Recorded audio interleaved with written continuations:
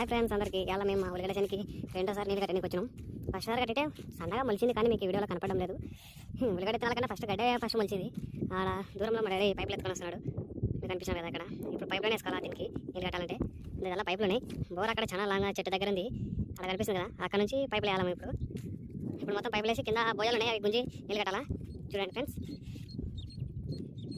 మరి నీళ్ళు కట్టాక మళ్ళీ మొలిచినాక మళ్ళీ నెక్స్ట్ వీడియోలో నీకు కంటిన్యూ చేస్తాను ఫ్రెండ్స్.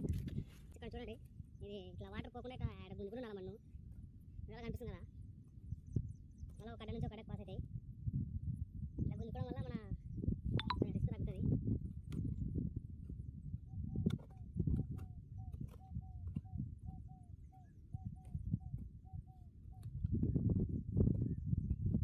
మొత్తం గుంజేశాను చూడండి ఫ్రెండ్స్, ఇట్లుంది.